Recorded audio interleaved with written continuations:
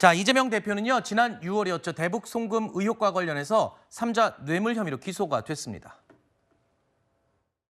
대북 송금에 제가 관련이 있다는 증거를 제시하는지 한번 보겠습니다. 수백 번 압수수색하고 수백 명을 조사했지만 증거라고는 단 한 개도 찾지 못했습니다.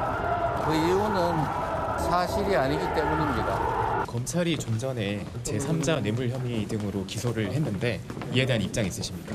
기소를 했다고 해요? 전에도 말씀드렸는데 검찰의 이 창작 수준이 갈수록 떨어지고 있습니다. 이 사건이 얼마나 엉터리인지는 우리 국민들께서 조금만 살펴봐도 쉽게 알 수 있습니다. 이재명 대표 측은 지난달 법원에 대북 송금 담당 재판부를 바꿔달라고 요청한 것으로 확인되고 있습니다. 재판부 재배당 요청을 두고 추경호 원내대표는 이런 의도가 아니냐라고 주장을 하고 있습니다. 이재명 대표는 불법 대북 송금 혐의 1심 재판부의 재배당을 요청했다고 합니다. 이화영에게 중형을 선고한 판사가 이재명 대표 본인에게도 중형을 선고할까 두려워 그 재판부를 회피하기 위한 목적으로 보입니다. 이는 본인에 대한 재판을 지연시키고 판사에 대한 불신을 조장하는 것입니다. 재판 불복을 위한 빌드업인 것입니다.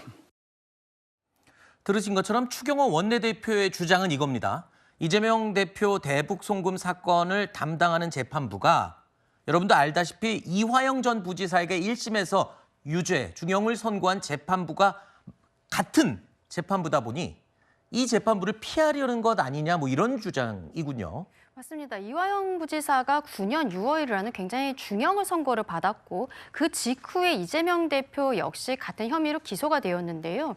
당시에 이재명 대표가 그 수원지방법원에서는 어떤 뺑뺑이 형태로 법관을 돌려서 우연히 같은 재판부가 되었다라고 했는데 그때 서울로 서울중앙지법으로 사건을 이송을 해달라고 했지만 결국에는 법원에서 받아들여지지 않았습니다. 그리고 지금 한 3개월 정도가 지났는데 여기에 대해서 법관을 기피 신청을 한다거나 이런 것은 아니고 지금 재배당에 대해서만 의견서를 제출한 것으로 알려져 있는데요.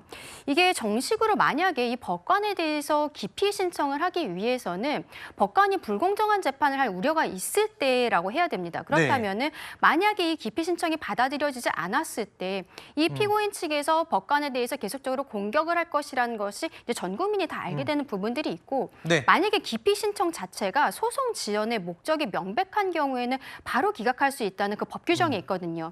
이런 것들이 있어서 어떤 공식적인 루트인 기피가 아니라 재배당 신청을 한 것으로 보입니다. 네. 현실적으로는 그러면 기피가 안 될 가능성이 높아 보이거든요. 지금 얘기를 들어보면. 그럼에도 불구하고 주장을 하는 것은 동일 사건입니다. 동일 사건인데 이화영 전 부지사의 역할과 지금 이재명 대표 같은 경우는 그 당시에 알았냐 몰랐냐의 이 싸움이거든요. 그런데 이 재판부가 이화영 전 부지사에 대해서 유죄를 내린 판사이기 때문에 아무래도 본인이 유죄를 내린 판결에 대해서 이재명 대표를 또 뭔가 이 판결을 내릴 때 한쪽으로 좀 기울어진 판결을 하지 않겠냐라는 의구심이 있는 거거든요. 그렇기 때문에 좀 객관적인 판결을 내릴 수 있는 제3의 재판부가 하는 것이 좋겠다라고 해서 재배당 요청을 한 것이기 때문에 이것이 뭐 되냐 안 되냐의 문제를 떠나서 저는 피의자가 할 수 있는 역할을 최대한 행사하고 있다, 권리를 행사하고 있다 말씀드리고 싶습니다.